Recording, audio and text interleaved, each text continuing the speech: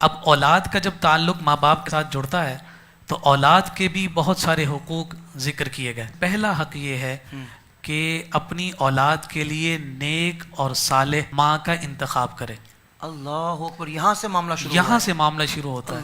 ہمیں تو فکر تب ہوتی ہے کہ جب ہمارے گود میں بچہ آ جاتا ہے. بہت پیاری بات ہے. لیکن فرمایا کہ اچھی صالح ماں کا انتخاب اولاد کے حقوق میں سے بنیادی حق ہے. اللہ اکبر. اسی وجہ سے نبی رحمت صلی اللہ علیہ وسلم نے جن 4 چیزوں کو عورت کے انتخاب میں مقدم رکھنے کا حکم دیا اس میں دین، مال، حسن، نسب، اور ان 4 میں سے جسے پیورٹی دی گئی وہ دین ہے. سبحان اللہ. یعنی اگر وہ عورت جو آپ اپنے گھر میں اپنی زوجہ بنا کر لے کر آ رہے ہیں یا آپ کے ماں باپ اپنی بہو بنا کر لے کر آ رہے ہیں، یہ دیکھا جائے کہ وہ دین میں کتنی پختہ ہے، وہ عقائد میں کتنی راسخ ہے، وہ کس تربیت کو آپ کے گھر میں لے کر آ رہی ہے.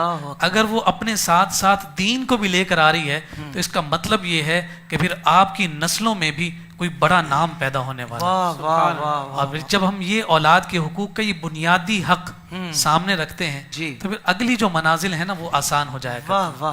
پھر اس کے بعد ایک اور بات جو ہماری نظروں سے پوشیدہ ہے وہ یہ کہ عام طور پر ہم یہ سمجھتے ہیں کہ یہ جو بچے کی جو تربیت ہے یہ اس کی دنیا میں آنے کے بعد ہے، لیکن ہمارے صوفیاء نے کہا کہ اس کی تربیت کا آغاز اس وقت ہو جاتا ہے کہ جب وہ ماں کے بطن میں ہوتا. اللہ اکبر. سبحان. جیم اور نون یہ مادہ اوریجن کہیں بھی آپ کو نظر آئے گا، اس سے مراد یہ ہوتا ہے کہ چھپی ہوئی چیز. اسی وجہ سے جن کو جن اس لیے کہتے ہیں کہ وہ ہمیں نظر نہیں آتا. تو ماں کے پیٹ میں جو بچہ ہوتا ہے اسے جنین کہتے ہیں. تو جنین اسی لیے کہتے ہیں کہ وہ ہمارے سامنے نہیں ہے. 3 پردوں میں اللہ رب العزت نے اس سے پوشیدہ رکھا ہے.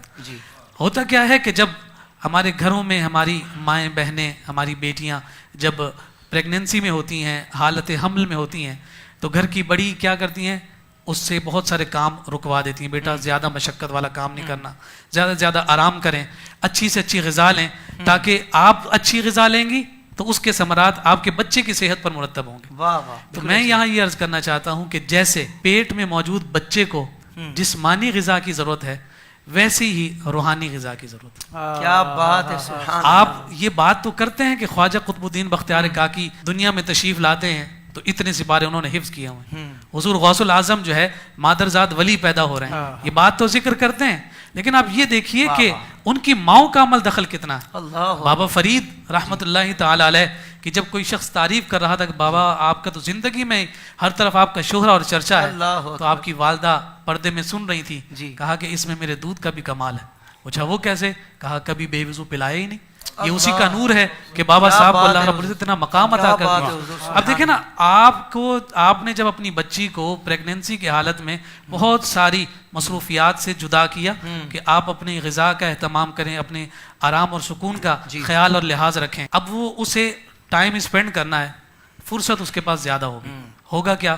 موبائل ہاتھ میں، ٹیبلٹ ہاتھ میں، یا پھر آپ کے سامنے اسمارٹ ٹی وی موجود ہے. جو پرانی سیریز مصروفیات کے سبب سے رہ گئی تھی، یعنی فلاں ڈرامہ دیکھ لوں، فلاں ڈرامہ دیکھ لوں، یہ میں ٹائم کو میں نے اسپینڈ کرنا ہے، اس ٹائم کو کل کرنا ہے، کوئی مصروفیت لے کر آؤں، تو پھر ہوتا نتیجہ یہی ہے کہ وہ جو روحانی تربیت آپ کے بچے کا حق تھا وہ اسے نہیں ملا.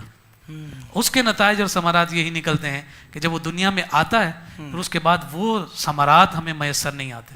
تو میں اپنی ماؤں بہنوں کو بطور خاص، چونکہ اس مرحلے میں خاص تعلق ہماری بہنوں کا ہے، کہ جب اللہ رب العزت یہ سعادت، یہ توفیق اور ساتھ ساتھ یہ دولت نعمت آپ کو عطا کر دے تو پھر آپ جان لیجئے کہ رب ذوالجلال جب اتنی بڑی نعمت، جس نعمت کو قرآن نے امتحان اور آزمائش کہا، جب وہ آپ کو نصیب ہو رہی ہے تو اس کی تربیت کا آغاز کر دیں. اللہ کے پاک کلام کی تلاوت، کیا بات ہے، قرآن کے نور سے اپنے آپ کو بھی مزین کریں، دنیا میں آنے والے کو بھی خوبصورت پیغام دیں. مصطفیٰ کی سیرت پڑھیں، آپ کی زبان پر وہ سیرت جاری ہوگی تو مصطفیٰ کے اسوہ کا حسن آپ کے آنے والے بچے پر مرتب ہوگا. عادل قادری برانڈ کے ڈیزائنر کیپس، حلال عطر، پرفیومز اور عربک جبہ، جی آپ دنیا میں کہیں بھی رہتے ہوں، اب خریداری کرنا ہوا نہایت آسان. جلدی سے وزٹ کیجئے www.adilqadri.com اور اپنا آرڈر پلیس کیجئے.